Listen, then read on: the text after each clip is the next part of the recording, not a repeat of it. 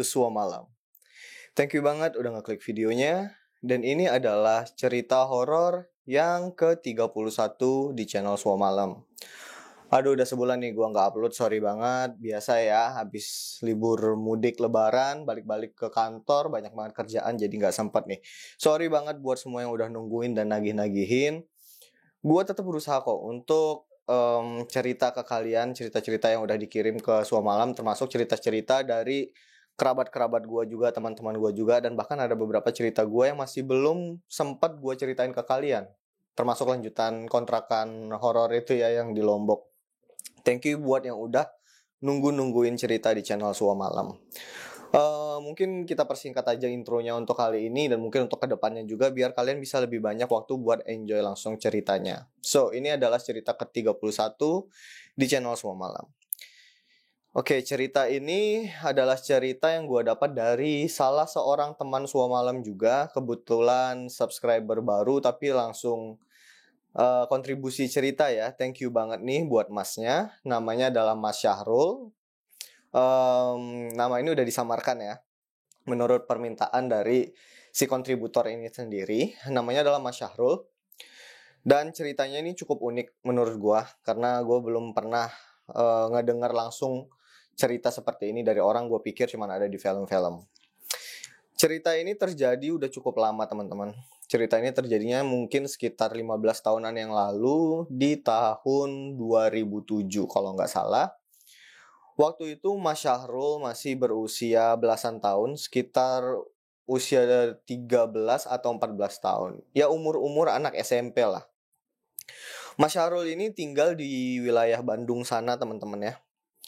Di wilayah Bandung sana, di daerah yang sebenarnya gue juga nggak dikasih tahu daerah pastinya yang mana. Yang kalaupun dikasih tahu juga pasti bakal gue bantu untuk samarin juga ya. Mas Syahrul cuman ngasih ciri-ciri daerahnya doang. Jadi daerah ini adalah daerah pariwisata di Bandung, yang dari dulu juga udah jadi tempat pariwisata dan sekarang makin rame katanya. Jadi daerah ini adalah daerah dataran tinggi. Kalau di Jakarta mungkin kayak di Puncak ya. Puncak bukan di Jakarta ya. Pokoknya kayak daerah puncak gitu. Jadi daerah dataran tinggi yang cuman ada satu jalan besar gitu yang nanjak terus. Dan di kiri kanannya tuh banyak villa, banyak rumah makan, banyak tempat-tempat wisata. Ya hal-hal seperti itulah. Gue yakin teman-teman yang tinggal di kota-kota sini, daerah-daerah Jakarta sini, tahu lah yang gue maksud tuh model-modelnya kayak gimana. Apalagi teman-teman yang memang dari Bandung ya. Karena gue sendiri tahu ada beberapa tempat di Bandung yang modelnya seperti itu, tapi gue nggak tahu persisnya di mana. Nah, Mas Harul tinggal di daerah seperti itu, dan dulu waktu kejadian ini ya, masa kecilnya Mas Syahrul itu bisa dibilang tidak seberuntung kebanyakan teman-temannya, atau mungkin tidak seberuntung kita juga. Karena Mas Syahrul menggambarkannya itu datang dari keluarga yang kurang berkecukupan pada saat itu ya. Kalau sekarang Mas Syahrul udah lebih baik kehidupannya. Waktu itu Mas Syahrul, orang tuanya itu adalah seorang penjual makan. Jadi punya semacam warung nasi gitulah. Kedua orang tuanya ya, ayah ibunya, bapak ibunya Mas Syahrul ini punya warung nasi di pinggir jalan di daerah pariwisata itu. Jadi ya target marketnya orang-orang yang berwisata ke sana, makan di warung makannya itu biasanya. Nah, Mas Syahrul sendiri waktu itu tahun 2007 ya. Tahun 2007 itu seharusnya Mas Syahrul itu duduk di bangku SMP. Tapi karena keadaan ekonomi yang kurang baik pada saat itu, Mas Syahrul itu hanya lulus SD. Jadi saat Mas Syahrul harusnya masuk SMP, nggak ada biaya buat ngelanjutin. Jadinya dia harus ngebantu orang tuanya dia nyari-nyari kerja-kerja serabutan di sekitar sana untuk bantu ekonomi lah, intinya kayak gitu. Kalau belum bisa ngebantu keluarga secara finansial yang besar, paling enggak Mas Syahrul udah bisa untuk ngehidupin diri dia sendiri walaupun masih tinggal sama orang tuanya. Mas Syahrul ini anak satu-satunya by the way. Nah, apa sih pekerjaannya Mas Syahrul waktu itu? Mas Syahrul itu anak SMP ya, belum punya skill-skill yang expert gitu, belum punya skill-skill yang tinggi di bidang apapun. Jadi waktu itu apa aja dikerjain sebenarnya. Cuman ada satu profesi yang menurut Mas Syahrul itu gampang dan dapat duitnya itu lebih cepat, yaitu sebagai juru parkir. Nah, jadi itu kerjaannya Mas Syahrul ini, dia akan pergi ke tempat-tempat wisata, entah itu rumah makan yang besar atau entah itu mungkin tempat penangkaran hewan atau hutan lindung atau sejenis itu. Dan dia akan jadi juru parkir di sana. Kata Mas Syahrul itu gampang. Cuman ngarah-ngarahin mobil kiri kanan, stop gitu. Maju, mundur, cuman gitu-gitu doang. Bisa dapat satu mobil mungkin dikasih 1.000, 2.000. Kalau ada yang baik bisa dikasih 5.000, 10.000. Itu udah lumayan banget untuk Mas Syahrul itu bisa jajan sendiri lah. Kalau misalnya ada lebih masih bisa nabung gitu. Tiap hari nabung. Dan pada saat itu ya aktivitasnya Mas Syahrul ya seperti itu aja. Tiap hari dia bangun pagi, bantu-bantu orang tuanya di warung dulu, nyiapin makanan, lauk-laukan, segala macam. Udah dia istirahat sebentar, nanti siang menjelang waktu zuhur, dia akan pergi ke satu tempat yang rame, tempat wisata yang rame, dan dia akan parkirin mobil, parkirin motor di situ. Nanti biasanya itu pulangnya sehabis maghrib atau sehabis isya, tergantung dari tempat itu sepinya jam berapa. Itulah kerjaannya Mas Syahrul dulu tahun 2007. Nah, Mas Syahrul tuh nggak sendiri. Jadi di kawasan itu memang ada beberapa anak-anak seusianya Mas Syahrul yang bernasib sama. Yang perekonomiannya agak kurang, akhirnya putus sekolah dan ya nyari-nyari kerja serabutan. Pada saat itu Mas Syahrul punya 2 orang kolega nih. Jadi ada dua orang kawannya Mas Syahrul yang nasibnya sama. Kebetulan satu lingkungan gitu, tempat tinggalnya nggak begitu jauh. Akhirnya mereka satu geng aja nih. Bertiga-tigaan itu selalu nyari tempat yang rame dan belum ada yang megang istilahnya. Kalau istilahnya Mas Syahrul gitu, belum ada yang megang nih, belum ada tukang parkir tetapnya, ya mereka bakal bertiga tuh di situ, parkir ganti-gantian. Kadang satu orang parkir, yang duanya istirahat, gitu terus menerus. Kita sebut aja temannya ini namanya Dedi dan Doni gitu, biar gampang ya, nama samaran semua soalnya. Nah, setiap harinya rutinitasnya selalu sama dan teman mainnya juga selalu sama. Pagi bantuin orang tuanya, siang sampai malam parkir. Nah, nanti setelah selesai parkir, biasanya dia akan nongkrong dengan teman-temannya si Mas Dedi dan Mas Doni ini bertiga-tigaan. Entah itu main kartu, entah itu ngapain, nongkrong aja gitu bertiga. Itu setiap hari dilakukan di tempat yang berbeda-beda. Nggak ada hal-hal yang aneh atau mistis yang terjadi di awal-awal karirnya dia sebagai tukang parkir ini ya. Walaupun memang diakui sama Mas Syahrul, lokasi tempat wisata di sana itu masih banyak dikelilingi sama hutan-hutan yang cukup lebat. Cuman mungkin karena memang mereka tumbuh besar di sana, nggak apa ya, mungkin mereka udah terbiasa dengan lingkungan di sana, jadi nggak ada rasa serem, nggak ada rasa ngeri gitu buat mereka. Sampai pada suatu waktu ada tempat wisata baru yang dibuka, sedikit lebih jauh naik ke atas sana dari biasanya tempat mereka parkirin mobil ya. Dan mereka nyoba nih, wah ada tempat baru nih Syahrul gitu, kata teman-temannya. Ada tempat baru nih, mau nyobain nggak kita parkir di sana? Siapa tahu belum ada pegangannya gitu. Oh iya boleh. Dicobain dan ternyata benar. Tempatnya itu rame, banyak mobil-mobil. Kalau bahasa sekarang mungkin viral gitu ya. Baru buka langsung viral, banyak pengunjungnya dan cukup banyak mereka dapetin uang di sana ketimbang saat mereka parkir di tempat-tempat lain. Tempat baru nih. Akhirnya ditentukanlah sama mereka kalau udah sekarang kita di sini aja, nggak usah pindah-pindah. Kita di tempat baru ini aja. Oke, mereka mutusin untuk selalu setiap hari ngumpul di situ, setiap hari parkirin mobil di situ. Lumayan duitnya kata Mas Syahrul. Nah, suatu hari mereka seperti biasa lagi parkir sampai sekitar jam 5 atau setengah 6. Itu udah waktu-waktu sunset gitu ya, udah cahaya di langit itu udah mulai redup, mulai masuk maghrib lah gitu. Nah, kebetulan tempat wisatanya ini dia itu ramenya tuh di pagi dan siang hari. Menuju ke malam itu udah mulai sepi. Nah, jadi biasanya kalau udah dekat-dekat waktu maghrib itu mereka udah mulai nganggur, udah mulai gabut, udah mulai sepi lah. Mobil-mobil tuh paling tinggal sisa 1, sisa 2, motor paling sisa berapa gitu. Jadi mereka lebih sering nongkrong-nongkrong di pagar depan tempat wisata tersebut. Ngobrol. Nah hari itu Mas Syahrul lagi asik-asik ngobrol, tiba-tiba dia ngerasa kebelet pipis, kebelet pengen buang air kecil. Biasanya Mas Syahrul atau teman-temannya kalau kebelet buang air kecil, mereka akan masuk ke tempat wisata itu minta izin sama yang ngejaga di sana, entah itu security-nya atau OB-nya gitu, numpang pipis kayak gitu. Cuman hari itu entah kenapa Mas Syahrul tuh ngerasa lagi males berinteraksi sama orang ya, lagi males ngobrol sama orang-orang di dalam. Akhirnya dia bilang, Dodi, bener nggak sih namanya tadi? Ya pokoknya gitulah ya. Dot, saya aku mau ini dulu ya, mau pipis dulu ya. Ya udah ke dalam sana, nggak lagi malas ke dalam. Mau nyari di luar aja, di mana kayak di belakang pohon atau di mana gitu, sekalian jalan-jalan nih, lagi enak nih udaranya gitu, lagi sunset gini dan rada-rada mendung gini gitu, enak nih kayaknya, gerimis kecil gitu. Oh ya udahlah sana gitu, nggak ada kerjaan banget sih, udahlah.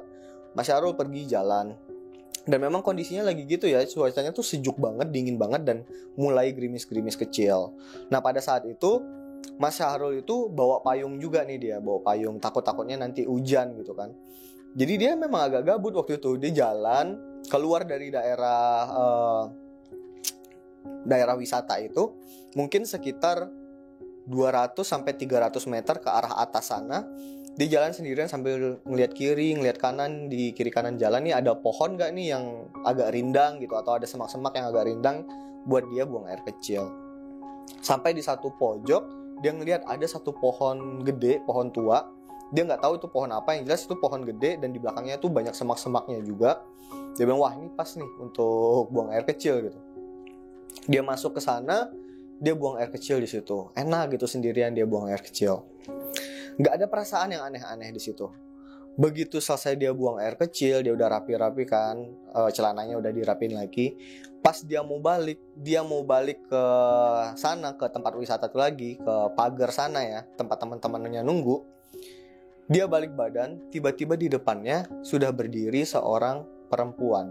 Di situ dia sempat kaget, astagfirullahaladzim gitu. Perempuannya nggak serem, bukan penampakan kuntilanak atau apa tuh, enggak. Ini bener-bener perempuan yang kalau kata Mas Syahrul tuh kayak anak-anak SMA atau anak-anak kuliah lah, masih muda gitu. Biasa, cewek biasa, pakai baju terusan, bukan daster juga tapi ya baju anak muda gitu lah, baju terusan, warna kuning katanya, ada corak-coraknya. Dan mukanya tuh nggak serem sama sekali, malah cenderung cantik gitu. Cuman ya Mas Syahrul, yang bikin dia kaget adalah tuh perempuan nggak ada suara, nggak ada apa, tiba-tiba ada di belakangnya dia, yang notabene-nya Mas Syahrul itu lagi buang air kecil di belakang pohon, di balik semak-semak gitu kan kaget ya, astagfirullahaladzim, mbak siapa, kenapa mbak gitu. Nah di situ perempuannya cuman senyum doang ke Mas Syahrul, senyum doang. Ditanya lagi, mbak kenapa, mbak siapa gitu. Si perempuannya ngomong, mas boleh antarin saya nggak gitu. Nah Mas Syahrulnya nanya, antarin kemana mbak gitu. Mas ojekin payung saya dong ke atas, saya mau pulang tapi hujan gitu. Mas Syahrulnya jawab, oh saya bukan ojek payung mbak, saya tukang parkir di situ di bawah katanya. Oh nggak apa-apa mas, masnya kan bawa payung, saya nggak mau kehujanan, boleh nggak? Nanti saya kasih tips deh yang gede. Dia ngomong kayak gitu. Nah Mas Syahrul di situ kan, wah tips gede nih lumayan nih gitu. Mungkin ini cewek kaya kali ya gitu. Mungkin ini cewek kaya jadi dia nggak mau basah bajunya. Oh ya udah mbak boleh. Mas Syahrul pun buka payung di situ, nggak pikir panjang, dia langsung buka payung. Kebetulan si postur badannya Mas Syahrul itu lebih pendek ya dari si perempuannya itu, jadi payungnya dikasihin ke perempuannya itu. Perempuannya itu yang megang payungnya, Mas Syahrul ngikutin dari belakang. Udah tanpa pikir panjang Mas Syahrul nggak nanya apa-apa, dia cuma ngikutin aja, ngikutin. Nah si perempuan ini jalan itu ke arah atas lagi, jadi dia nanjak, jadi menjauhi si tempat wisata, tempat kerjanya si Mas Syahrul tuh, tempat parkirnya si Mas Syahrul tuh. Ini nanjak lagi ke atas. Jalan diikutin, nggak ada perbincangan sama sekali sekitar 5 menitan. Tapi Mas Syahrul mikir juga, ini kemana ya gitu. Lama-lama dia penasaran juga, dia mulailah ajak ngomong si perempuan ini. Mbak, ini kita mau jalan kemana ya? Oh, ini saya mau pulang mas, saya tadi nggak bawa payung gitu. Oh, rumahnya di mana mbak gitu. Oh, itu di atas nggak jauh kok, paling 200-300 meter lagi. Oh ya udah mbak, ya udah gitu. diantar sama si Mas Syahrul. Ngikutin aja gitu dia di belakang, nggak ngapa-ngapain.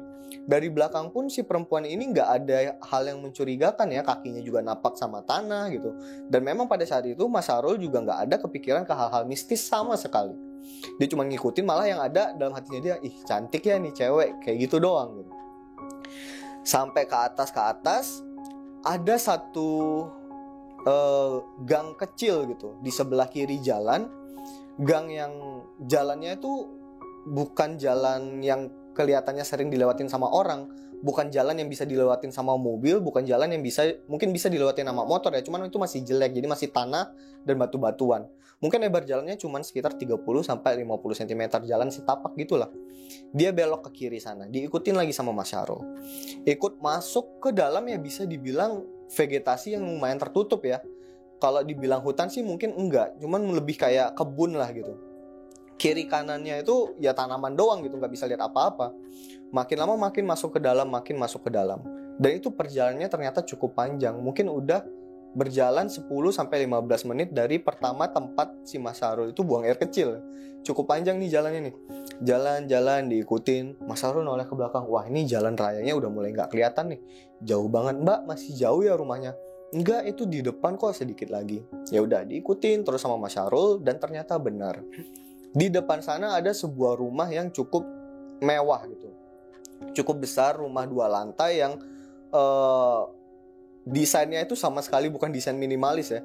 Digambarinnya itu kayak rumah-rumah sinetron gitu kalau katanya Mas Syahrul, kayak rumah-rumah sinetron megah gitu, mewah gitu.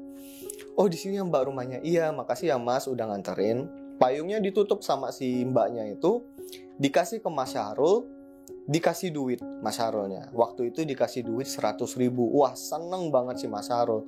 Karena walaupun dia profesinya bukan sebagai ojek payung, tapi Mas Syahrul tuh tahu tarif ojek payung tuh nggak segitu. Paling ya dikasih 5.000 atau 10.000 tuh udah banyak banget. Tapi waktu itu dikasih 100.000, dia seneng banget. Oh, makasih Mbak, makasih Mbak. Iya Mas, makasih udah nganterin. Mbaknya masuk. Udah sama sekali nggak ada rasa curiga Mas Syahrul. Di situ dia udah wah, ya seneng banget nih, dapat duit langsung gede kayak gini, bisa traktirin si Denny sama si Dodi nih gitu, bisa traktirin makan, bisa traktirin minum. Ya udah, di situ pikirnya Mas Syahrul cuman udah harus cepat-cepat balik, langsung nongkrong sama mereka lagi, traktirin makan gitu. Pikirannya udah kesana, langsung ke teman-temannya pikirannya. Hari udah mulai gelap, jadi Mas Syahrul cukup mempercepat langkahnya, dia agak sedikit lari gitu kan. Langsung disamperin ke tempat wisatanya itu. Nyampe lah dia di gerbang tempat wisata itu. Nggak dikasih tahu ya, by the way, tempat wisatanya itu persisnya apa gitu, entah kolam berenang atau restoran atau apa, nggak dikasih tahu. Intinya tempat wisata gitu. Mas Syahrul kaget begitu nyampe di tempat wisata ini. Ini tempat wisata kok udah tutup gitu. Jadi semua lampunya tuh udah mati dan pagarnya tuh udah digembok. Dan Mas Syahrul lihat gitu, dia nengok ke dalam pagarnya. Teman-temannya yang tadinya nongkrong juga udah nggak ada di situ gitu. Wah, ini apa tutup cepat karena ada apa gitu kali ya? Jadi teman-teman juga udah langsung pulang. Ya wes lah gitu, ya udahlah gitu. Besok aja deh ketemu sama mereka, traktirannya besok aja gitu. Akhirnya Mas Syahrul lanjut nih perjalanan jalan kaki, turun lagi ke bawah ke rumahnya dia. Nah, jadi rumahnya dia tuh ada di bawah lagi nih, turun lagi ke bawah sekitar 10 sampai 15 menit jalan kaki. Rumahnya itu ya tempat jualan si orang tuanya itu. Jadi itu warung makan sekaligus di belakangnya itu ada rumahnya gitu. Turun ke sana, Mas Syahrul itu juga agak mikir juga, nih kok jalan sepi banget ya, padahal kan masih maghrib gitu harusnya, baru maghrib gitu. Dia sampai rumahnya dia bingung juga, ini rumah kok udah nutup, warung juga kok udah nutup. Biasanya warung itu ditutupnya sekitar jam 9 atau jam 10 malam. Ini masih maghrib kok udah ditutup ya sama bapak sama ibu gitu. Ya udahlah, mungkin pada kecapean semua. Nggak ada pemikiran aneh-aneh waktu itu sama sekali. Oh, mungkin udah kecapean kali gitu. Dia kebetulan Mas Syahrul selalu bawa kunci ya, dia buka pintu sendiri, dia masuk rumah. Di dalam rumahnya dia tuh udah dimatiin lampu semuanya. Wih, ini kok gelap banget, rumah sepi banget ya. Kira-kira kayaknya orang pada kecapean semua kali. Ya udahlah, aku masuk kamar aja gitu. Ya udah, dia masuk kamar. Dia bingung mau ngapain karena biasanya kan malam dia masih nongkrong sama teman-temannya, balik ke rumah juga kadang masih nongkrong sama bapaknya, ngobrol-ngobrol sambil makan. Tapi ini semua orang udah pada tidur kayaknya. Akhirnya dia bosen. Waktu itu belum ada mainan gadget ya kayak gitu. Jadi dia bosen, dia diem. Akhirnya dia ketiduran sendiri. Ketiduran dan ya udah, harinya selesai sampai di situ. Keesokan harinya si Mas Syahrul bangun nih. Bangun normal seperti biasa, bangun subuh gitu kan. Sempat sholat juga, bantuin ibunya beres-beres lauk untuk dijual gitu. Terus dia sempat ingat, kemarin ada nganterin cewek nih ojek payung, dikasih 100.000. Itu cewek beneran bukannya apa demit ya gitu. Coba dicek duitnya. Kalau kata di film-film, kalau itu bukan manusia, duitnya itu bisa berubah jadi daun. Menurut Mas Syahrul kayak gitu tuh. Dicek tuh di jaketnya dia, ternyata ada bener uang 100.000-nya tuh ada. Maaf, uang 100.000-nya tuh ada dan itu uang asli. Wah, dia seneng. Wah, berarti emang kemarin nih rezeki nih ketemu sama si mbak-mbak itu gitu. Ya udah, hari berjalan seperti biasa. Sekitar jam 11 atau jam 12 siang, Mas Syahrul keluar, tujuannya mau pergi ke tempat dia parkir itu seperti biasa. Cuman waktu itu dia mampir dulu ke sebuah warung gitulah. Dia ngebeli minum-minuman untuk teman-temannya. Ini nggak baik juga ya. Jadi dia traktir minum-minuman keras gitulah buat teman-temannya, bagi-bagi rezeki lah katanya dia waktu itu. Nongkrong, udah dibawa, nih gue bawa gini nih, aku bawa ini nih, bawa minuman, traktir rezeki nih buat kalian gitu. Wah gila Syahrul, tumben-tumben nih traktir kayak gini, sering-sering dong. Ya temennya ya senang-senang aja gitu. Udah minum segala macem. Normal, semua hari itu berjalan normal, gak ada yang aneh sama sekali. Sampai sekitar jam 5, jam 6-an sore ya, udah masuk ke maghrib lah gitu. Pengunjung udah mulai sepi lagi. Mereka lanjut ngobrol-ngobrol di situ. Teman-temannya udah mulai nanyain lagi nih, Rul, kemarin pergi kok kagak balik-balik, kok nggak balik-balik gitu. Nggak balik-balik gimana? Orang kemarin aku kan nganterin. Jadi kemarin tuh gini diceritain sama Mas Syahrul. Jadi kemarin tuh aku tuh pipis di situ, buang air kecil gitu. Terus ketemu sama mbak-mbak yang minta ojek payung. Ya udah aku anterin katanya. Kemana nganternya? Itu ke atas sana. Dia ada rumahnya di atas sana ya, sekitar 300-400 meter lah kalau dari sini kata dia. Aku anterin ke sana, terus aku dikasih tips 100.000 lah. Inilah yang buat traktir ke kalian. Wah enak banget, dapet tips 100.000 cuma ojek payung doang gitu. Iya kan, baik banget emang orangnya, mana cantik lagi. Udah diomongin lah, diceritain semuanya di situ. Terus yang aneh adalah menurut teman-temannya, Mas Syahrul itu nggak balik-balik dari dia buang air kecil. Sedangkan dari sudut pandangnya Mas Syahrul adalah, Mas Syahrul begitu nganter, itu nggak ada setengah jam ya, balik lagi, itu udah nggak ada teman-temannya di situ. Dan tempat wisatanya pun itu udah tutup. Nah di situ diceritain sama teman-temannya, enggak kok, kemarin kamu kan pergi tuh buang air kecil, itu nggak balik-balik lagi, kita tungguin, itu sampai jam 8 kamu nggak balik-balik, sampai akhirnya nih tempat tutup, ya udah kita pulang. Ternyata menurut mereka itu tempat tutup jam 8 malam. Dari sudut pandangnya Mas Syahrul, itu dia balik situ tuh sekitar selesai maghrib, karena kan dia ngantar perempuan itu nggak begitu lama ya. Itu tutupnya jam 8 malam dan Mas Syahrul tuh nggak balik-balik.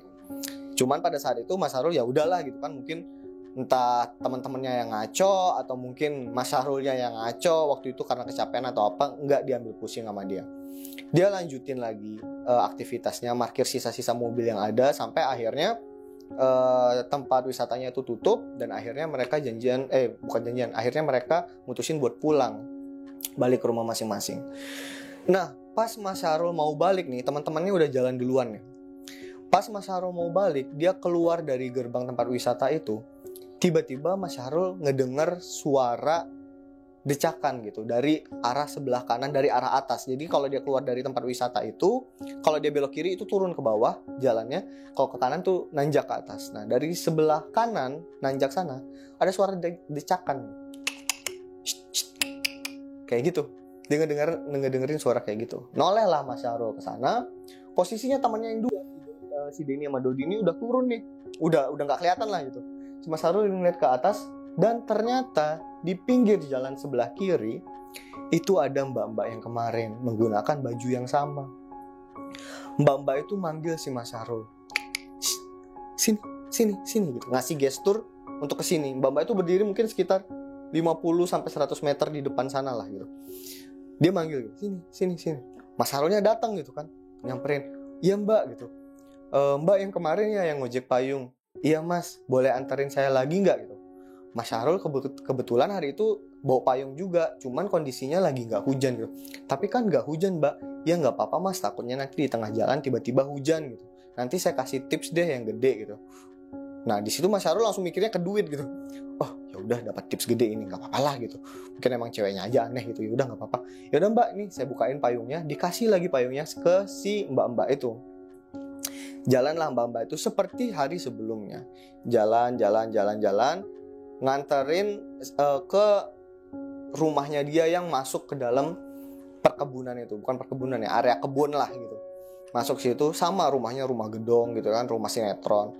Dikasih lagi Mas Syahrul tips 100.000 lagi. Wah di situ Mas Syahrul senang banget. Wah dapat 100.000 lagi. Gila, ini kalau tiap hari ketemu sama mbak-mbak ini bisa kaya nih, bisa kaya raya nih gitu. Udah Mas Syahrul balik lagi ke rumahnya. Dan pas Mas Syahrul balik ke rumahnya, kondisinya sama. Rumahnya Mas Syahrul tuh warungnya udah tutup. Begitu dibuka pintunya, kondisi di dalam rumah tuh udah gelap, bapak ibunya tuh udah tidur. Ya udah Mas Syahrul masuk ke kamarnya, tidur lagi. Bangun keesokan harinya, sama Mas Syahrul mikir, wah kemarin dapat duit lagi, dicek lagi. Wah bener nih, 100.000 bisa nraktir teman-teman lagi. Begitu lagi. Pola itu terjadi cukup lama. Dan setiap hari, sekitar mungkin ada 5 atau 6 hari, hampir 1 minggu itu terjadi. Setiap hari Mas Syahrul gimana pun tuh selalu ketemu sama si perempuan itu. Mau itu hujan atau nggak hujan, Mas Syahrul selalu ketemu. Entah dia dipanggil, entah pas Mas Syahrulnya lagi keluar terus tiba-tiba papasan ketemu. Ayo antarin saya lagi Mas ke rumah pakai payung gitu. Oh iya boleh. Selalu seperti itu. Di situ Mas Syahrul sama sekali nggak kepikiran kayak yang aneh-aneh. Dia benar-benar cuma memikirkan itu sebagai peluang baru untuk dia untuk selalu dapetin duit yang banyak gitu. Selain dari markir-markir. Nah tapi hari itu mungkin di hari ke-7 atau ke-8 ya, ada satu hal yang sedikit berbeda. Waktu itu Mas Syahrul sengaja nyari si perempuan ini. Jadi begitu udah mau masuk waktu maghrib, Mas Syahrul izin ke teman-temannya, Den, Dot, bentar ya, mau buang air kecil gitu. Ya udah masuk ke dalam, enggak mau di luar aja gitu. Oh ya udah. Dia keluar ke jalan, naik ke atas sedikit, ke ya dekat-dekat wilayah tempat dia buang air kecil waktu itu. Dia berdiri sana nyari-nyari, ini mbaknya mana ya? Ada nggak ya nih mbak? Dicari-cari sama dia, nggak ketemu juga si mbak itu dan nggak muncul juga si mbaknya gitu.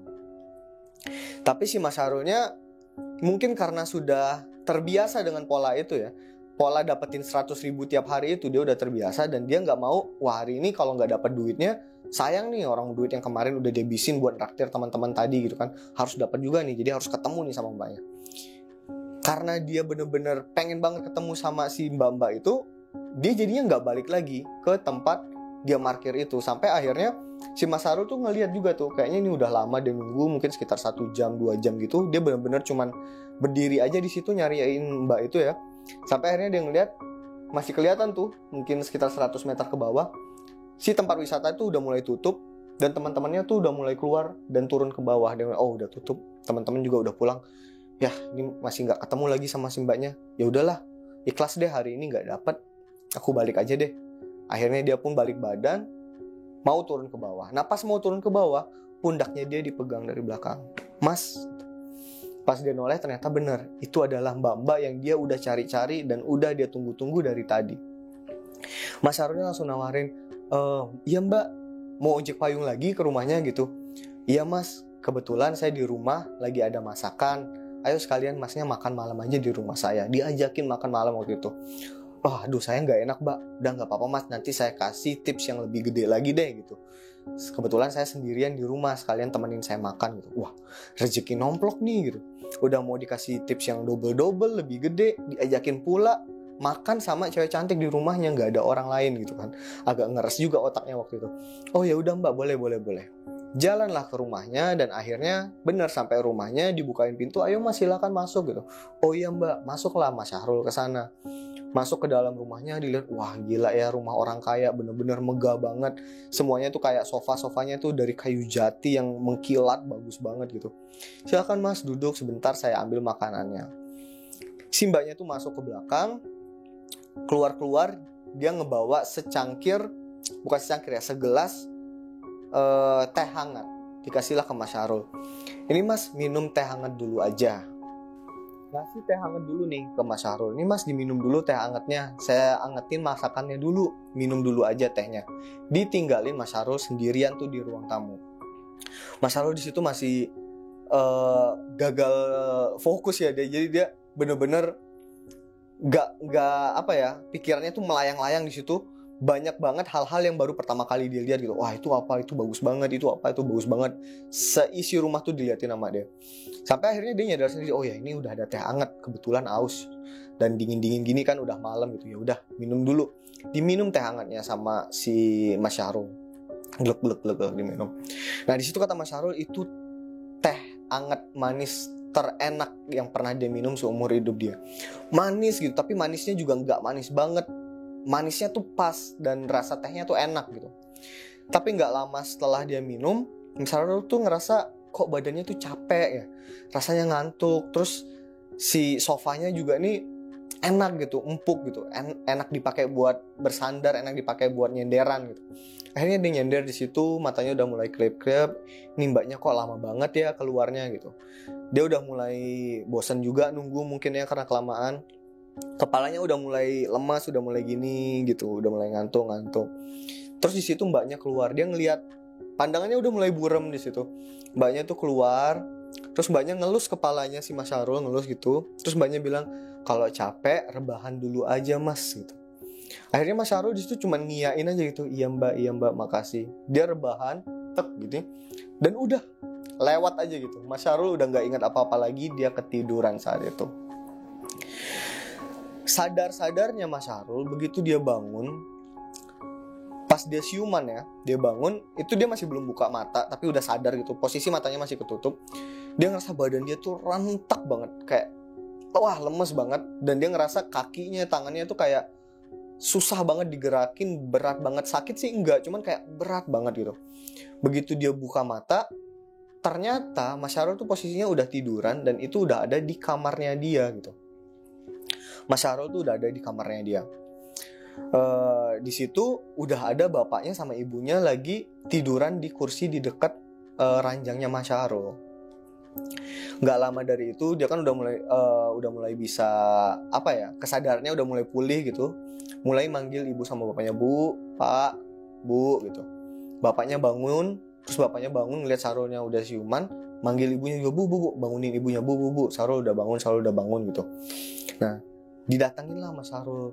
Nah kamu gimana, kondisinya gimana gitu. Ah gimana, kenapa pak, bu, emang aku kenapa gitu.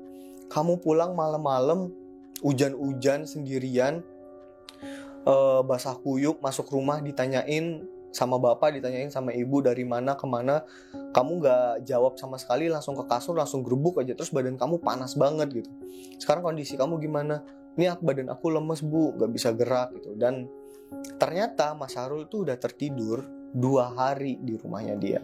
Dia tuh 2 hari gak bangun. Dan ibu sama bapaknya tuh ya khawatir, akhirnya nungguin di situ. Dan si warungnya jadi agak terbengkalai pada saat itu. Diceritain sama bapak ibunya, kamu tuh aneh banget, kamu pulang tengah malam basah kuyup, hujan-hujanan, sendirian jalan, gak ada teman, ditanyain dari mana gak nyaut, tiba-tiba masuk kamar, gerubak, tidur aja gitu, langsung gak bangun-bangun lagi. Ini udah 2 hari gitu, dan badan kamu panas banget.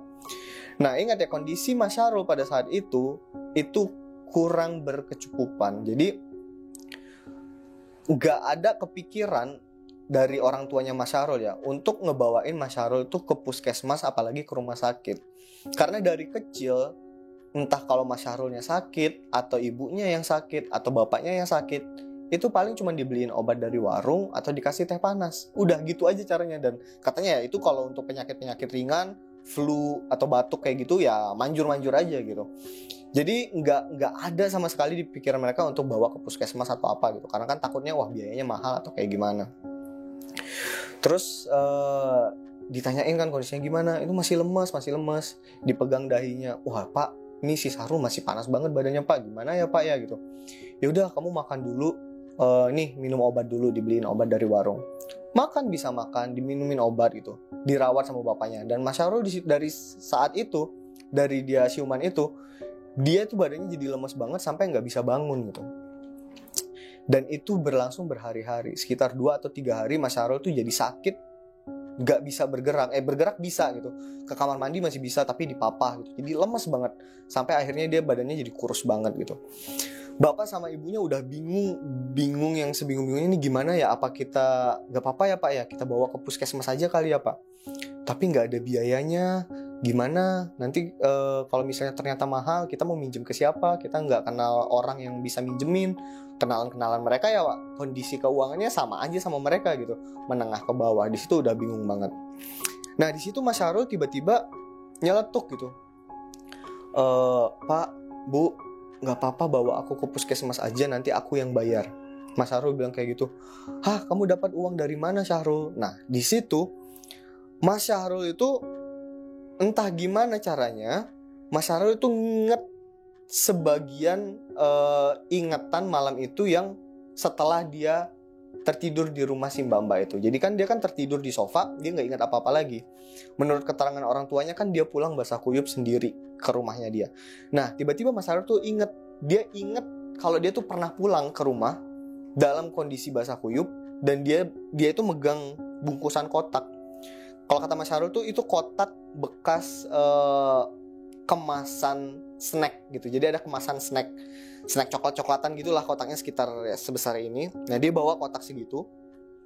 Dan menurut Mas Syahrul itu tuh tips yang dikasih sama si mbak-mbak itu, karena udah mau nemenin ke rumahnya dia dan udah mau masuk ke rumah minum teh hangatnya dia. Oke guys, sorry banget.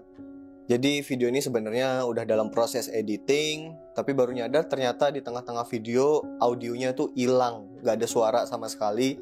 Jadi kayaknya kemarin pas proses syuting itu sempat mati mic-nya ya, mungkin habis baterai atau kayak gimana. So ya mau gak mau ini gue di hari yang berbeda harus reshoot, take ulang untuk lanjutan ceritanya.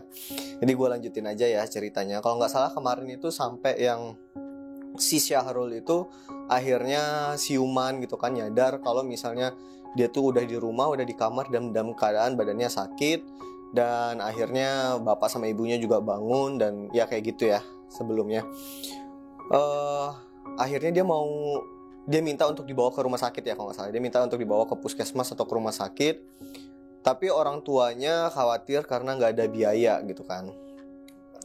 Nah lagi kayak gitu si Syahrul tuh tiba-tiba ngomong gitu, ya Bu nggak apa-apa bawa Syahrul ke ya Bu Pak, manggilnya ibu sama bapak ya, Bu Pak nggak apa-apa bawa Syahrul ke rumah sakit aja dong, bawa Syahrul ke puskesmas aja biar Syahrul cepat sembuh, biar cepat pulih, soalnya ini badannya nggak enak banget, nanti Syahrul yang bayar gitu. Dia tiba-tiba bilang kayak gitu. Terus orang tuanya tuh kayak, emang kamu dapat uang dari mana Nah, emang kamu punya uang, dapat uang dari mana, kayak gitu. Nah ternyata pada saat itu si Syahrul itu entah bagaimana ceritanya, dia tuh tiba-tiba dapat ingatan lebih gitu. Jadi terakhir kali kan dia cuma ingat sampai dia minum teh hangat manis di rumah itu ya, di rumah si mbak-mbak itu.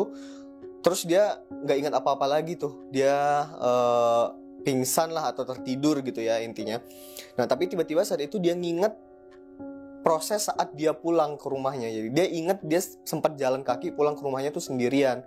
Dan dia ingatnya itu dia pulang sambil bawa sebuah kotak sebesar ini. Itu adalah kotak kemasan snack ya, snack coklat kayak gitu. Dan dia ingat juga kalau itu adalah pemberian dari si mbak-mbak itu. Yang di dalam kotak itu seharusnya itu adalah tips dari mbak itu untuk ngebayar jasa ojek payungnya dia, dan tips lebih karena dia udah mau diajak masuk ke rumah nemenin si mbak itu makan. Walaupun seingat dia nggak sampai makan ya, cuman sampai minum teh hangat aja gitu. Nah dia bilang tuh ke orang tuanya, Pak Bu, aku ada kotak, seingat aku kotak warna coklat gitu, kotak snack tit gitu, snack ini gitu disebutin. Nah di dalamnya tuh ada duit gitu. Duit dari mana Nak? Ya aku kemarin ada ngebantuin mbak-mbak lah gitu, terus aku dikasih tips gitu. Cuman aku lupa aku naruh di mana, boleh bantu cariin nggak? Mungkin ada di laci, di lemari, atau di bawah ranjangku, atau di mana gitu Pak Bu, tolong dong gitu. Akhirnya ya udah gitu, dibantuin sama bapak ibunya, dibantu cariin tuh di kamarnya dia. Nyari sekian menit, akhirnya ketemu bener nih, ada kotaknya di bawah ranjangnya si Syahrul. Ketemu kotaknya, diambil kotaknya sama bapaknya gitu kan, dipegang. Syahrulnya ngeliat gitu kan, nah bener tuh ada kotaknya Pak, bawa aku ke rumah sakit, duitnya dari situ aja Pak, di situ ada duit. Itu tips yang dikasih ke aku karena aku udah ngebantuin mbak-mbak kemarin gitu. Dibuka kotaknya sama bapaknya sama ibunya, dan benar di dalamnya tuh ada tumpukan uang gitu. Dan sempat diambil juga gitu isinya sama bapak ibunya. Itu ada tumpukan uang berbagai nominal ya, dari nominal besar 100.000, 50.000 sampai recehan itu ada di situ. Dan itu nggak cuma duit dalamnya, nggak cuma uang. Di situ ada beberapa cincin ya, kayak cincin bapak-bapak gitu, cincin batu apa sih, bacan atau apalah gitu, pokoknya cincin batu gitu ya. Apa istilahnya gue nggak tahu. Terus ada kunci-kunci juga, kayak kunci-kunci kecil, sama ada sebuah jam tua gitu, jam tangan tua di situ. Nah, si Syahrul itu kan nggak inget ya soal kotak itu, tapi begitu ngelihat kotaknya secara langsung dan ngelihat isinya pas bapaknya angkat, dia tuh kayak langsung, wah ternyata bener nih, si mbak-mbak itu beneran ngasih aku tips gede gitu kan, seneng dia di situ. Tapi kesenangannya Syahrul itu tiba-tiba terpatahkan nih karena ngelihat ekspresi muka ibu dan bapaknya. Dia ngelihat ekspresi muka ibu dan bapaknya tuh bukan seneng, bukan excited gitu, tapi yang ditangkap sama Syahrul seolah-olah ibu sama bapaknya ini justru nunjukin raut muka yang antara sedih dan marah gitu, muka kecewa gitu. Si Syahrul sadar akan hal itu dan dia nanya gitu kan, "Pak, Bu, kenapa kok kayaknya bapak sama ibu nggak suka gitu? Kenapa Pak? Kenapa Bu?" gitu. Di situ ibunya yang ngomong duluan, "Astagfirullahaladzim Syahrul, nak, kamu kenapa nak? Kamu maling nak?" gitu. Kaget kan si Syahrul ngedenger pernyataan ibunya, kayak, "Ya Allah Bu, Syahrul nggak maling Bu, Syahrul beneran deh, Syahrul nggak maling gitu. Syahrul ngebantuin mbak-mbak kemarin, terus Syahrul dikasih itu gitu." Bapaknya nyautin lagi gitu, "Kamu jangan bohong ya nak, kamu gak boleh kayak gitu. Kamu ada masalah apa sih? Kamu ada masalah apa di luar? Kamu lagi butuh duit apa gimana? Kalau memang kamu lagi butuh duit, kamu ngomong sama bapak sama ibu. Nanti kita, kalau ada lebih kita kasih deh ke kamu. Kalaupun gak bisa ya paling enggak kita bisa bantu mikirin gimana caranya nyelesain masalah kamu. Enggak kayak gini nak maksudnya, caranya gitu. Enggak kayak gini nak caranya gitu." Syahrul kan bingung ya gitu, karena dia nggak ngerti sebenarnya apa yang diomongin sama bapak ibunya ini gitu. Maksudnya apa Pak? Maksudnya apa Bu? Syahrul nggak ngelakuin hal yang aneh-aneh. Tolong jelasin ke Syahrul. Syahrul nggak ngerti. Akhirnya dijelasin lah sama bapaknya Syahrul. 2 hari yang lalu waktu kamu pulang tengah malam sendirian basah kuyup, bapak sebenarnya nggak lihat kamu bawa kotak ini ya gitu.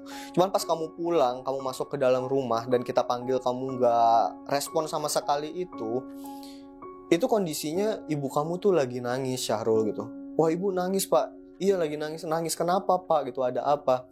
"Syahrul, beberapa hari ke belakang, 1 minggu kemarin lah." "Coba Bu, gimana Bu?" "Ya 1 minggu kemarin," ibunya ceritakan, "1 minggu kemarin Syahrul, ibu tuh lagi sering kehilangan uang nak. Tiap kali ibu tutup warung, terus ibu hitung penghasilan hari itu kayak selalu kurang, selalu hilang gitu. Tapi ibu cuma mikir ya mungkin ibu salah hitung kali, atau ibu salah ngasih kembalian atau apa gitu. Yang jelas tiap hari tuh selalu hilang duit ibu. Selalu rasanya tuh kayak ada yang kurang setiap ibu hitung. Terus pas hari yang kamu pulang itu tuh ibu nangis karena ibu juga bilang ke bapak gitu, "Pak, kita ini kayaknya habis kemalingan Pak," gitu. Syahrulnya kaget, "Ya Allah Bu, serius Bu, kemalingan apa Bu?" "Iya, jadi ibu begitu tutup warung, semua pintu udah dikunci. Seperti biasa ibu tiap malam itu ngebuka laci ibu dan ibu ngitungin nih pendapatan per hari ini tuh berapa, terus nanti berapa yang bisa disimpan untuk tabungan, berapa yang harus disisihin untuk diputar lagi buat modal jualan besok-besokannya gitu, minggu-minggu ke depannya." Selalu seperti itu setiap hari. Tapi begitu ibu buka laci malam itu, kotak di mana ibu nyimpan semua duit-duit yang akan diputar jadi modal lagi, itu nggak ada. Laci ibu tuh kosong. Di dalam laci ibu tuh harusnya ada kotak yang ibu nyimpan duit itu di situ. Maaf. "Iya gitu Syahrul," kata bapaknya. "Dan kotak itu, ya kotak ini nak. Kotak yang kamu bilang ini dikasih tips sama mbak-mbak yang entah bener atau enggak itu, ya ini kotak ibu nak. Ini kotak yang hilang itu. Kamu bener gak ngambil kotak ini dari laci ibu?" "Bener Pak, demi Allah Syahrul gak ngambil gitu. Ini kotak yang hilang yang kita cari nak, yang kita pikir kemalingan. Ini buktinya di dalam ada duit-duitnya ibu, itu duit setebel ini mungkin ya, dibandel, dikaretin gitu pakai karet gelang. Terus ini ada cincin-cincin bapak, ditunjukin itu, ini cincin-cincin bapak nih. Ini ada kunci-kunci lemari ibu juga di dalamnya. Ada jam tangan tua bapak juga nih di dalam gitu. Syahrul kan makin kaget gitu. Ya Allah pak, demi Allah maaf pak, Syahrul itu nggak ada ngambil-ngambil kayak gitu. Syahrul nggak mungkin berani pak nyolong-nyolong, apalagi dari bapak sama ibu. Syahrul cuma ngerjain yang bener-bener aja kok pak. Gini pak, dengerin Syahrul dulu, diceritain akhirnya. Mas Syahrul akhirnya menceritakan semua runtutan kejadiannya dari awal sampai akhir. Dari yang pertama dia izin buang air kecil tuh sama teman-temannya, terus dia nyari pohon, nyari semak-semak, terus tiba-tiba di belakangnya muncul ceweknya minta diojek payungin, dianterin sama dia dan dikasih balas jasa 100.000 rupiah gitu kan. Dan itu terjadi berhari-hari sampai sekitar 1 minggu, sampai akhirnya di hari terakhir dia diajak ke rumahnya, disuguhin teh hangat, dan dia hilang ingatan di situ. Tiba-tiba udah nggak sadar, dan dia keinget kalau dia tuh dikasih tips gede di dalam kotak tersebut gitu. Nah, ibu sama ayahnya untungnya mau ngedengerin semua penjelasannya Syahrul pada malam itu ya. Dan bapak sama ibunya tuh ngeliat ketulusan dan kejujuran di mukanya Syahrul waktu Syahrul tuh ngejelasin itu semua. Dia tuh bener-bener yakin dan pakem banget setiap omongannya. Nggak ada terbata-bata atau kayak mikirin sesuatu untuk berbohong gitu, nggak ada. Orang tuanya Syahrul tuh nggak ngeliat hal itu. Jadi mereka tuh kayak percaya akhirnya sama apa yang diceritain sama anaknya. Nah dari situ akhirnya kan mereka berdiskusi. Ibunya tuh kayak, Pak, ini kayaknya Syahrul nggak bohong deh Pak gitu. Berarti ada yang nggak beres nih Pak, ada sesuatu yang nggak baik nih kayaknya yang lagi terjadi gitu. Bapaknya juga setuju dengan hal itu. Iya Bu, kayaknya ada yang nggak bener nih Bu, ada yang nggak bener nih Bu gitu. Gimana dong Pak, gimana ya Pak, kira-kira baiknya gimana ya kita menyelesaikan ini. Nah akhirnya bapaknya ngasih solusi. Gini Bu, bapak itu kalau nggak salah ada kenalan Pak Ustadz di bawah sana yang sering ngebuat pengajian gitu untuk wilayah-wilayah sini. Gimana kalau misalnya bapak jemput Pak Ustadz itu ke sini, siapa tahu Pak Ustadz itu bisa bantu, siapa tahu dia lebih mengerti hal-hal seperti ini. Gimana Bu gitu. Oh iya Pak, boleh, tolong deh Pak, bisa nggak dijemput sekarang gitu, secepatnya aja, takutnya ada hal-hal yang lebih buruk yang akan terjadi. Boleh. Akhirnya si bapaknya pun malam itu juga jalan kaki turun ke bawah. Mungkin gak terlalu jauh ya. Jalan kaki turun ke bawah ke rumahnya si Pak Ustadz tersebut, dijemput, dibawa ke rumahnya dia. Begitu Pak Ustadznya nyampe ke rumahnya, udah langsung di bridging tuh, langsung di jembatani sama bapaknya.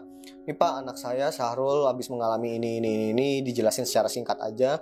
Terus langsung diminta, Syahrul, coba kamu cerita sama Pak Ustadz nih, cerita pengalaman kamu tuh seperti apa yang kamu ceritain tadi ke bapak sama ibu, ceritain ulang ke Pak Ustadz. Siapa tahu Pak Ustadznya bisa bantu ya Pak Ustadz ya gitu. Iya.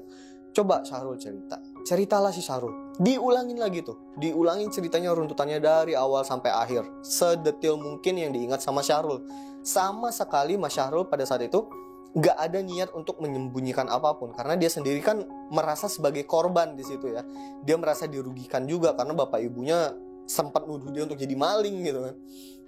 Coba Pak Ustadz, itu Pak yang terjadi sama saya, gimana Pak menurut Bapak, katanya Syahrul. Iya, saya ngerti. Sepertinya memang benar nih, ada sesuatu yang gak baik yang terjadi. Gini aja, kamu ini kan lagi sakit, kondisinya lagi lemes. Iya Pak, saya lagi lemes, badan saya gak enak.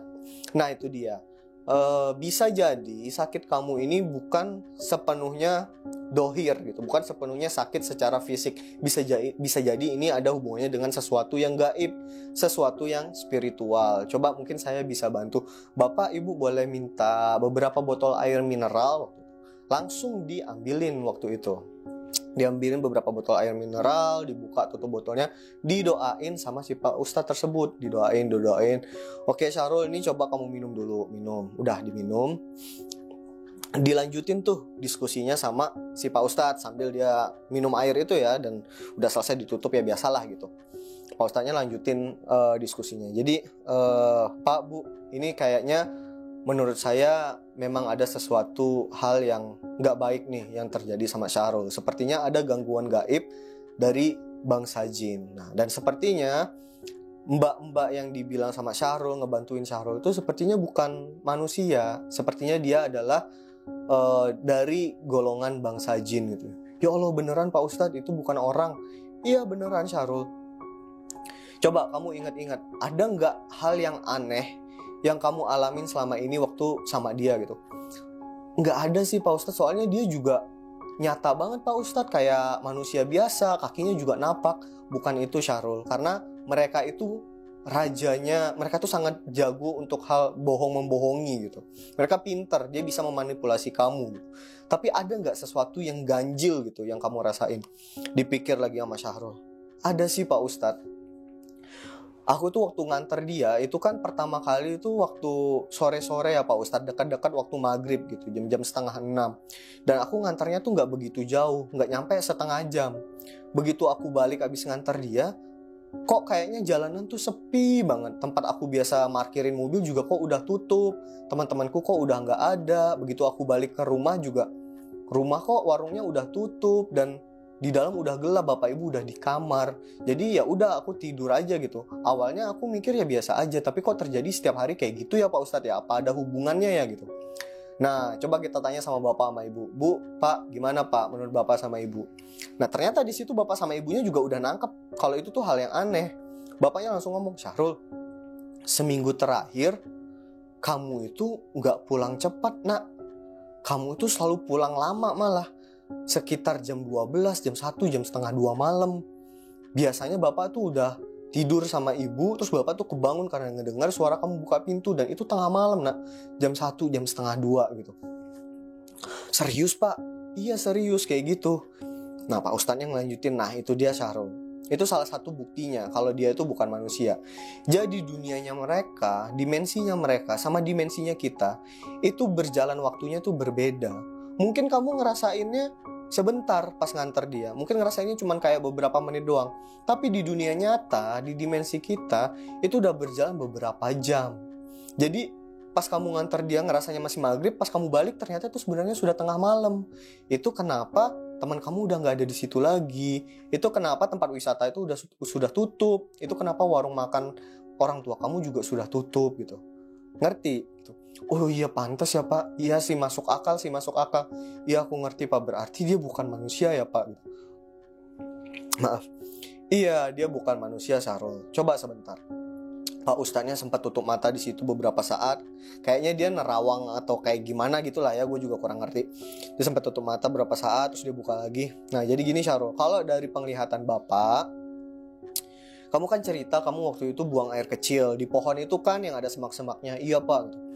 Nah tempat itu adalah tempat bermainnya dia Syahrul. Si cewek ini, si jin ini gitu. Itu adalah tempat bermainnya dia. Dan awalnya dia itu nggak suka karena kamu buang air kecil di situ. Kamu permisi nggak waktu buang air kecil? Enggak sih Pak, lupa Pak. Nah itu dia. Dia nggak suka awalnya sama kamu. Dia merasa terganggu. Jadi niat dia adalah mau nakutin kamu awalnya. Makanya dia tiba-tiba muncul di belakang kamu. Cuman begitu ngelihat muka kamu atau mungkin ngelihat gestur kamu atau apalah itu yang dia lihat dari kamu, dia tiba-tiba berubah dari nggak suka sama kamu malah jadi suka. Dia jadi suka sama kamu, dia pengen kamu ngabisin waktu sama dia. Makanya dia ngebuat semua skenario ini, dia ngebuat kasus kayak dia tuh butuh ojek payung dan lain-lain, itu supaya kamu bisa ngabisin waktu sama dia. Dia bisa berada di dekat kamu. Dan dia juga ngebuat jebakan dalam bentuk imbalan tersebut. Jadi dia ngasih kamu duit itu biar kamu ketagihan. Kamu ketagihan kan Syahrul gitu. Iya sih Pak, aku jadi kayak pengen ketemu dia terus biar dapat duit terus. Nah itu dia. Itu dia jebakannya. Dia ngasih kamu duit supaya kamu nyari dia terus. Supaya setiap hari kamu nyari dia terus. Dan mungkin tujuan akhirnya dia adalah bisa ngebawa kamu ke dunianya dia selamanya gitu. Ya Allah Pak, amin amin auzubillah min zalik. Nah itu dia. Nah permasalahannya gini Syahrul, di dunianya mereka tuh punya sistem tersendiri kayak kita. Mungkin mereka bakal punya mata uang sendiri, mungkin mereka punya jenis duit sendiri. Tapi mereka kan gak mungkin ngasih kamu duitnya mereka, karena kan gaib. Dia harus ngasih kamu duit nyata, duit asli gitu. Duitnya asli kan yang kamu pakai buat apa Syahrul gitu. Udah jujur aja gitu. Pakai buat beli rokok, pakai buat beli minuman Pak gitu.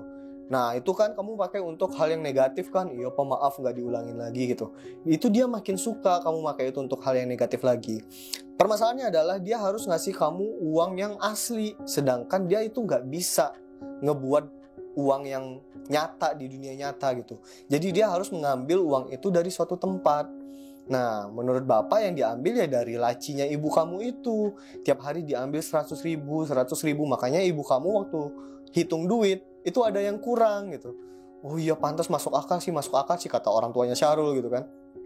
Dan ujung-ujungnya setelah kamu mau dibawa ke rumahnya dia, dikasih minum teh segala macem, terus dia janjiin ngasih kamu duit dalam jumlah yang lebih besar, satu kotak itu entah kenapa gitu, satu kotak itu diambil sama dia, dikasih ke kamu gitu kan, biar kamu makin makin seneng. Mungkin kamu nanti, harapan dia nanti kamu akan mikir, wah minum teh aja dapat duit sekotak gini, apalagi kalau makan dan lain-lain gitu kan.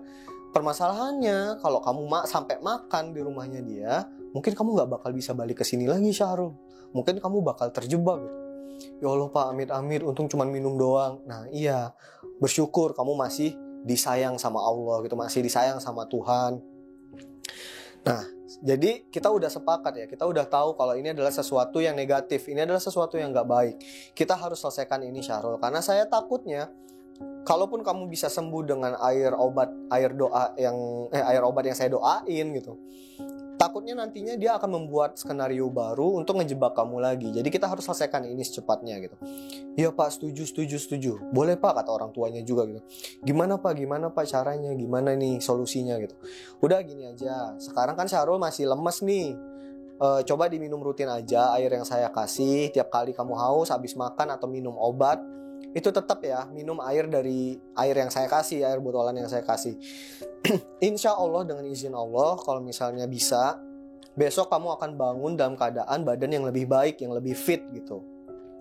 Nah besok ba'da Isya saya akan datang ke sini lagi untuk ngecek keadaan kamu. Kalau kamu udah lebih baik, udah lebih fit, saya mau minta kamu untuk anterin saya ke rumahnya dia. Gimana? Bisa? Bisa Pak, insya Allah Pak. Kamu masih ingat rumahnya? Masih ingat Pak, siap, masih ingat. Besok aku anterin Bapak gitu. Oke bagus, besok kamu anterin Bapak.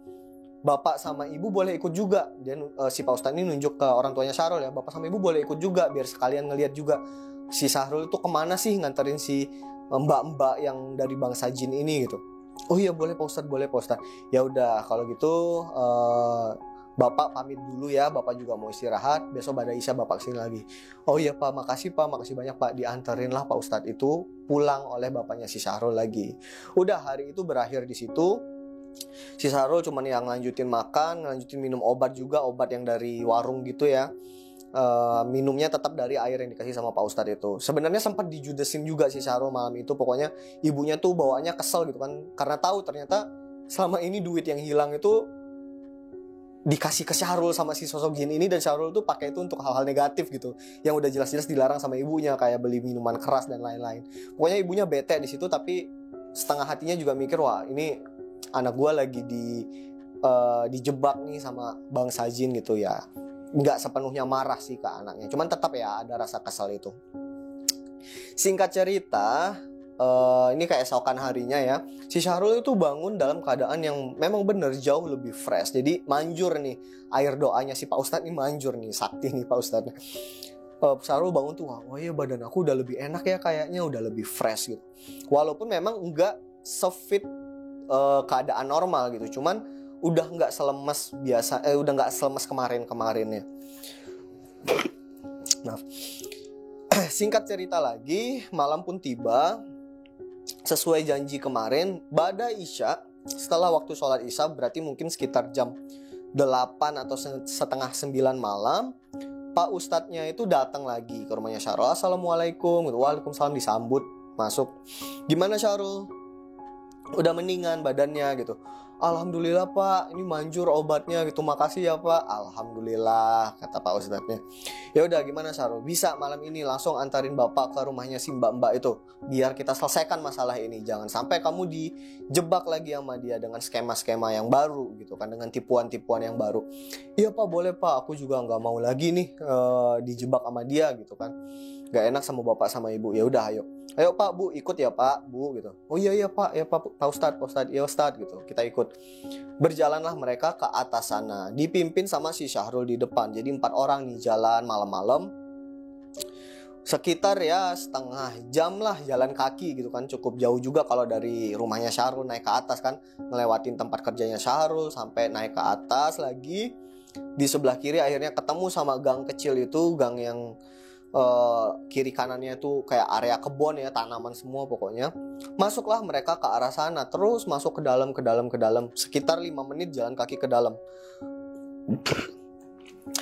5 menit jalan kaki ke dalam, akhirnya sampailah si Syahrul itu dia udah bisa ngelihat rumah putih besar 2 lantai yang ada di depan sana, agak sebelah kanan. Jadi di sebelah kanannya gang kecil itu ya posisinya. Itu mereka jaraknya mungkin sekitar 50 meteran lah dari situ. Berhentilah si Syahrul di situ gitu dan langsung ngomong, "Pak Ustadz, Pak, Bu, itu tuh rumahnya tuh yang sebelah kanan sana, yang putih, yang besar," gitu kan. Bapak sama ibunya Syahrul di situ cuman ngerinyitin dahi doang gitu kayak, "Mana Syahrul?" gitu. "Itu tuh yang sebelah kanan, yang itu," gitu. Pak Ustadznya cuman senyum aja, terus noleh ke bapak sama ibunya Syahrul, "Bapak, Ibu ngelihat apa?" Si orang tuanya Syahrul ngomongnya malah balas ke Syahrul gitu. "Syahrul, kamu yang bener aja. Itu bukan rumah. Itu pohon gede, Syahrul. Pohon gede banget gitu. Serem banget itu pohon gitu." Si Syahrulnya juga malah nyolot gitu. "Apaan sih, Pak? Itu jelas-jelas rumah gede banget gitu. Kayak rumah-rumah yang sering kita nonton di sinetron gitu." Udah Syahrul, gak usah didebat bapak kamu gitu. Bapak juga dengerin aja yang Syahrul sampaikan. "Kamu lihat apa, Syahrul?" "Ini rumah warna putih gede 2 lantai. Pak Ustadz lihat kan, Pak?" gitu. Ya, Pak Ustadznya cuma gitu doang. Lagi berdebat kayak gitu, si Syahrul ngeliat ke depan. Tiba-tiba pintu depan rumah tersebut kebuka gitu. Kret. Dan si Syahrul jadi fokus ke sana kan. Bener aja, sosok cewek yang biasanya diojek payungin sama Syahrul itu keluar ke teras dari dalam. Pakai baju kuning yang biasa dia pakai, baju terusan kuning, noleh ke Syahrul dan Syahrul pun bisa ngeliat gitu kan. Wah, ini dia nih ceweknya ini. Si cewek itu ngeluarin suara decakan yang sama. Terus tangannya gini, kayak manggil Syahrul gitu. Di situ walaupun Syahrul udah tahu kalau itu dari bangsa jin, tapi begitu ngelihat perempuan itu entah kenapa mungkin masih terpengaruh dengan tipu dayanya si jin itu ya. Dia kayak langsung merasakan senang gitu. Dia ngerasain, wah senang nih ketemu dia lagi gitu, karena cantik juga kali kan. Dia langsung ngomong ke Pak Ustadznya, "Pak Ustadz, itu dia Pak Ustadz, ceweknya Pak Ustadz," gitu. "Tuh yang pakai baju kuning yang lagi di teras." Bapaknya Syahrul gitu lagi, "Apa sih Syahrul, yang bener itu nggak ada apa-apaan, cuman pohon doang kok," gitu. "Itu loh Pak, di depan di teras itu ada ceweknya udah keluar tuh pakai baju kuning tuh, dia manggil-manggil kayak begini gitu. Bapak sama Ibu nggak ngeliat apa-apa, Syahrul," kata bapaknya. Terus Pak Ustadznya langsung, "Syahrul, coba sekarang kamu tutup mata kamu." "Oh iya Pak Ustadz ya." Syahrul pun akhirnya tutup mata seperti ini. Terus Syahrul ngerasain kalau mata dia itu dipegang sama Pak Ustadznya, jadi kayak diginiin. Entah Pak Ustadznya ngapain, mungkin baca doa atau kayak gimana ya. Jadi tapi cukup lama, mungkin sekitar 10 atau 15 detik. Terus Pak Ustadznya lepas tangannya. Pak Ustadznya ngomong, "Syahrul, coba pelan-pelan kamu buka mata kamu sekarang. Buka pelan-pelan nak." Syahrulnya pun buka mata, dan begitu dia buka mata kan awalnya masih ngeblur ya, jadi agak loading dikit. Begitu dia udah bisa ngelihat fokus nih, dia ngelihat ke depan, dia langsung lompat ke belakang. Dia langsung lompat ke belakang sampai kejatuh pantat duluan gitu, gebrak.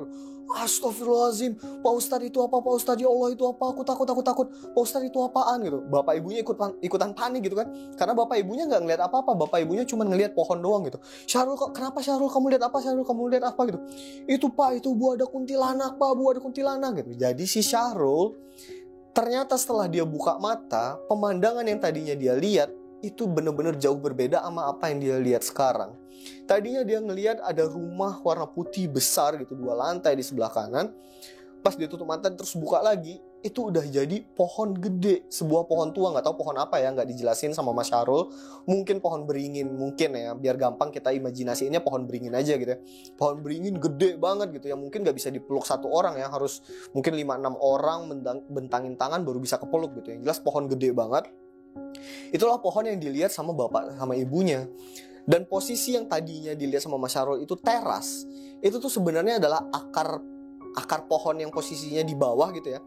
Tahu kan akar pohon beringin, kalau pohon beringin udah tua banget, ada akarnya yang mencuat keluar dari tanah gede gitu. Ya itu kayak gitu. Dan yang tadinya dia ngelihat ada mbak-mbak pakai baju kuning itu di teras, ternyata itu udah berubah jadi sosok perempuan yang melayang di atas akar tersebut. Perempuan melayang menggunakan baju terusan putih yang udah kotor, udah lusuh, dengan rambut yang berantakan, megar, panjang banget. Ya, sosok kuntilanak gitu. Sosok yang kita semua udah familiar bahwa itu sosok mainstreamnya kuntilanak. Untuk mukanya sendiri Mas Syahrul bilang nggak begitu ngelihat dengan jelas karena cukup jauh jaraknya, sekitar 50 meteran gitu. Cuman dia bener-bener ngelihat kalau sosok itu melayang dan pakai baju putih, dan itu serem banget karena terintimidasi sama rambutnya yang megar gitu ya, hitam berantakan gitu, gimbal keriting gitu. Di situ Mas Syahrul ketakutan banget, setengah mati, kayak badannya tuh gemeter, tangannya tuh gemeter, kakinya gemeter. Dia tuh nggak bisa berhenti teriak gitu. Ya Allah, itu apa? Ya Allah, astagfirullahaladzim, Pak Ustadz, bantuin gitu. Pak Ustadznya cuma senyum aja. Iya, tenang, sabar ya. Ini Bapak ke dia dulu. Bapak, Ibu coba tenangin anaknya dulu, tenangin Syahrul dulu, sambil saya izin mau ke depan, saya mau coba komunikasi dengan beliau gitu. Akhirnya si Pak Ustadznya pun maju ke depan sana. Syahrul dan orang tuanya ngelihat ya, Pak Ustadznya tuh maju ke depan sana. Cuman kalau orang tuanya Syahrul nggak ngelihat sosok kuntilanaknya, cuman pohonnya doang. Yang ngelihat sosok kuntilanaknya itu cuman Syahrul dan sepertinya Pak Ustadz itu. Akhirnya Pak Ustadz tuh nyamperin sampai ke depannya kuntilanak itu, di depannya banget gitu ya. Terus dia ngegerakin tangan segala macam kayak orang lagi ngobrol gitu, entah ngomongin apa. Sekitar mungkin 10-20 detikan, tiba-tiba si kuntilanak itu melesat ke atas gitu, kayak langsung shoot gitu, masuk ke sela-sela daun itu dan udah ngilang gitu aja gitu. Pak Ustadznya pun akhirnya balik gitu. Syahrul, Pak, Bu, alhamdulillah tadi saya udah berkomunikasi sama sosok tersebut, dengan sosok jin tersebut. Saya udah ceritakan kalau ternyata Syahrul itu udah gak mau ketemu dia lagi, dan saya minta tolong untuk Syahrul tidak diganggu lagi.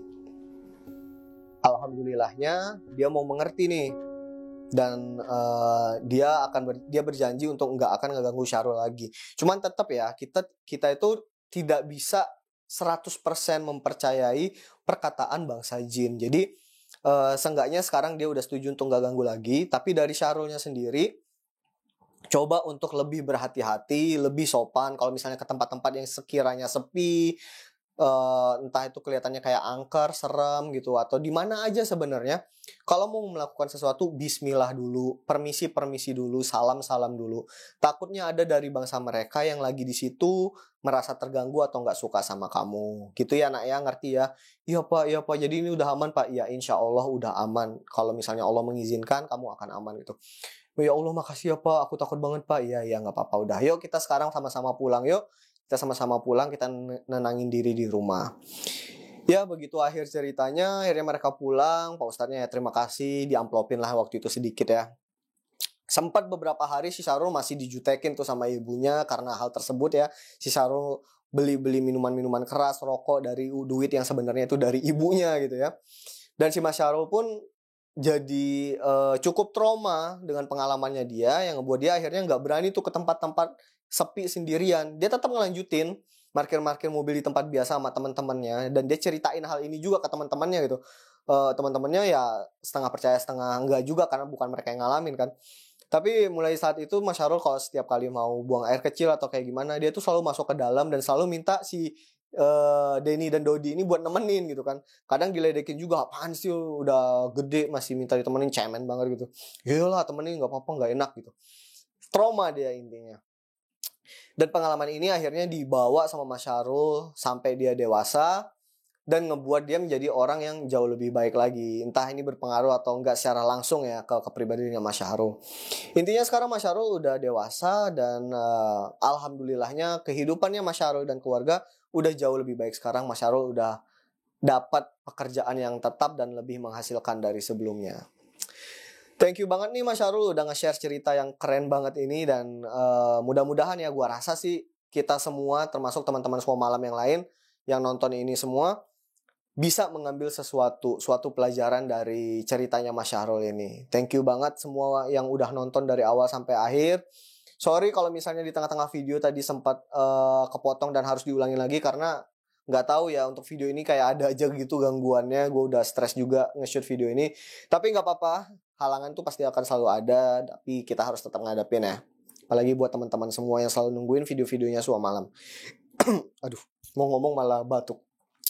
Thank you semuanya yang udah nonton, thank you semuanya yang udah nge-like, ninggalin komen, dan tentunya yang udah nge-subscribe dan nyalain lonceng notifikasi. Gue mau ngingetin sekali lagi buat teman-teman yang punya cerita-cerita serem, boleh untuk di-share ceritanya ke tim Semua Malam untuk gue ceritain lagi. Boleh di-share dalam bentuk tulisan. Kalau di-share dalam bentuk tulisan, kalian bisa ngetik di Word dulu dan bisa di-upload di link di bawah, ada link Google Form, atau mau kirim langsung ke emailnya Suamalam juga boleh. Emailnya ada di Instagram, bisa dilihat di bio-nya. Atau kalau misalnya mau kirim dalam bentuk VN gitu kan, mau biar malas nih ngetik, pengen rekam suara aja, boleh juga. DM aja Instagramnya Suamalam, nanti kita kasih kontak di mana kalian bisa nge-send voice note tersebut ya. Anyway, thank you banget buat semuanya sekali lagi. Gue senang banget kalian selalu nontonin channel Suamalam. That's it for tonight, and I'll see you in the next story, guys.